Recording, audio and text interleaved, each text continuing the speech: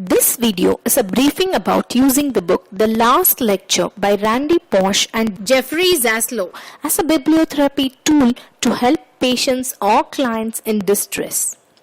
To understand how to consider using this book as a bibliotherapy tool, let us go ahead to explore the following. Why recommend this book? To whom could this book be recommended? What can you expect when you recommend this book? How to use it as adjunct to therapy?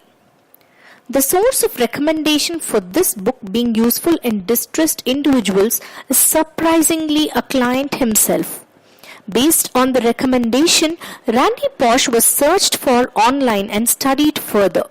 This was 2008 when this Carnegie Mellon computer science professor had become an internet sensation for his two motivational and useful talks, one on time management and the other titled Last Lecture. He fought valiantly against pancreatic cancer and breathed his last on July 25, 2008.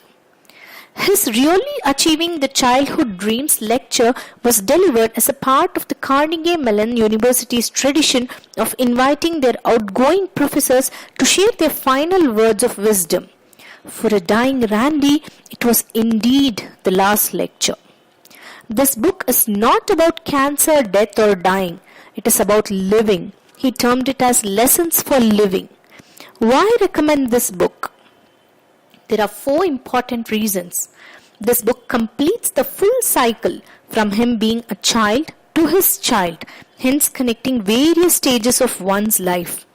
It is a story of fellow human in contemporary time, making it more human and less of fantasy. It talks about successes and failures, achievements and disappointments, all connected by threads of learning.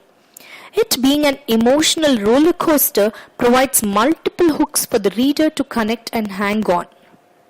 Of the wide array of clients who are seen, who could be referred to this book as a bibliotherapy tool? Anyone is the simple answer. It is definitely not limited to cancer or dying population. It is a good choice to recommend in individuals facing a combination of practical and emotional challenges, having significant health anxiety, and individuals who need to relook at their emotions and work on benefit finding and a sense of gratitude. Post the recommendation, what can we expect from the clients? The client's experience could be varied, from nothing to a wow experience. They might be able to link their personal story with the one-to book, or sometimes feel no link at all. Sometimes the client could lack the ability to associate and feel it just being a story and different context with no major linkage.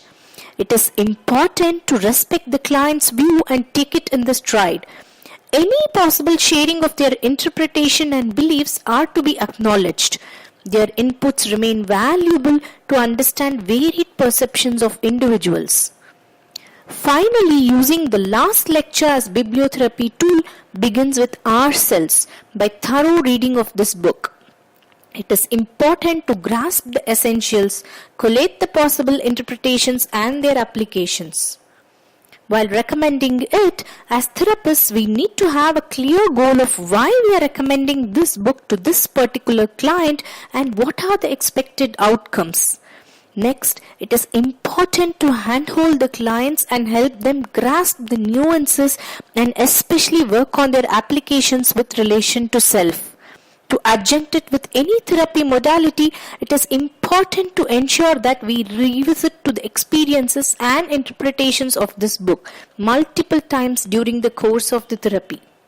Here are few key ideas useful in client settings, namely 5 useful quotes, 5 mature defense mechanisms, and 5 possible practical incorporations. The book is spiked with many quotes. The 5 salient ones are: we cannot change the cards we are dealt, just how we play the hand. The key question to keep asking is, are you spending your time on the right things? Because time is all you have. A good apology is like antibiotic. A bad apology is like rubbing salt in the wound. Any time we spend whining is unlikely to help us achieve our goals, and it won't make us happier. Put on your own oxygen mask before assisting others.